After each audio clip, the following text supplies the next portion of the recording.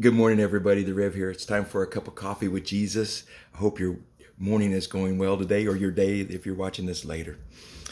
Hey, I was just spending some time in the Word this morning. I was in the book of James, and this is one of my scriptures that I like to read, and it says that if anyone thinks of himself to be religious and yet does not bridle his tongue, but deceives his own heart, this man's religion is worthless. But then it goes on, but yet there's more. Pure and unidentified religion in the sight of our God and Father is this: to visit orphans and widow in their distress, and to keep oneself unstained by the world. To keep ourselves unstained, not changed by it, not spotted by the world. I had somebody made a comment and he goes, "What world are you talking about? Sea World, Disney World?" And he listed a list of them. I'm just like, okay. It's just like, so I'm going to give a definition. This is Thayer's definition of what the world is. It's the ungodly multitude, the whole mass of men alienated from God and therefore hostile to the cause of Christ. See, I know somebody that really looks after the widows and the orphans. Her name's Joanna. She's really an amazing lady. She helps the homeless people because she says they just need to be loved on. She puts her money where her mouth is. This is like as if anybody thinks of himself religious and yet does not bridle their tongue.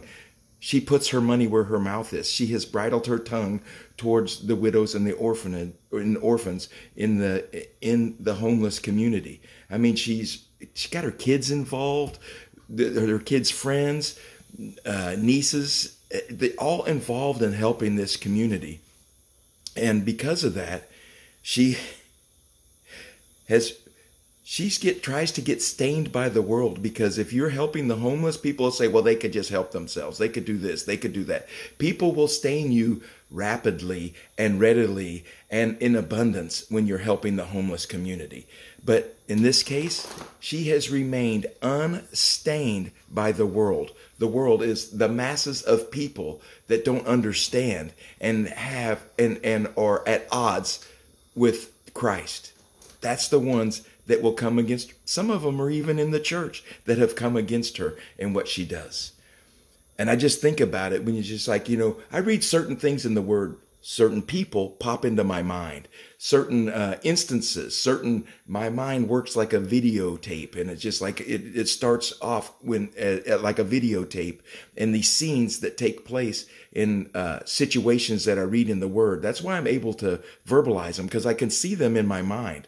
And when I read about this pure and undefiled religion in the sight of our God and Father is this: to visit orphans and widows in their distress, and to keep oneself unstained by the world.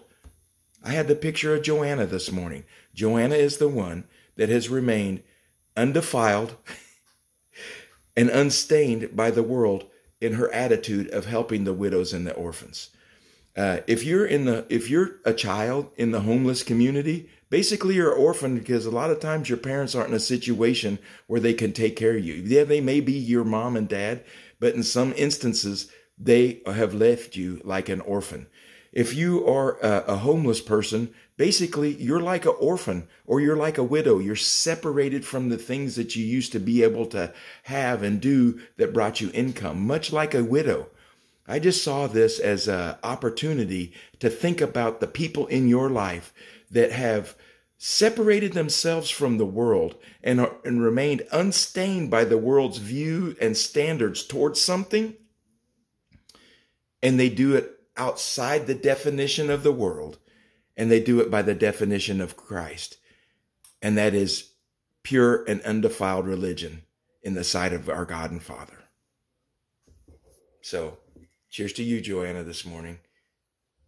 My hat's off to what you do in the homeless community, because you are meeting them in their distress.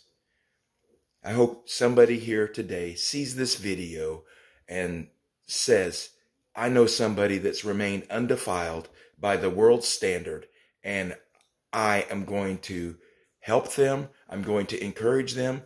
A lot of times when you're doing ministry and you're doing the work of the Lord, it's not always that you need finances. Finances are a thing, but when you're doing God's stuff, God's way, the resources come.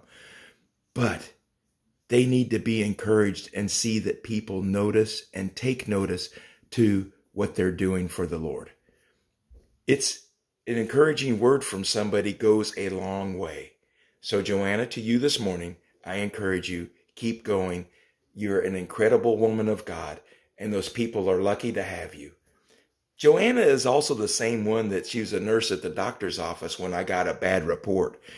And she called me and she said, Matt, don't you bow to that report, because that's not the report from the Lord. They may give you a report, but that's not the report from the Lord. And it made me well up inside. And it was a word of encouragement that I needed. And turned out that the mass that they said that I had in my abdomen was not a mass. The Lord did a work because I stood on his word and not the word of man, what was taking place by the medical standard. Even in her situation of her job, she was unstained by the world's standard and kept going as she should with the mindset of Christ. So to all you people out there, to all of you, daughters and sons of the Most High God that are out there doing the work of the Lord, you're really being the hands and feet.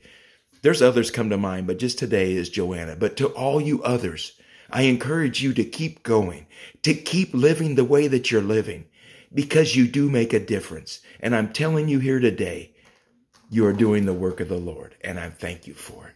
So as always, remember that Jesus loves you, I love you, and there's absolutely nothing you can do about it. So have a good day being unstained by the world. See you soon. Goodbye.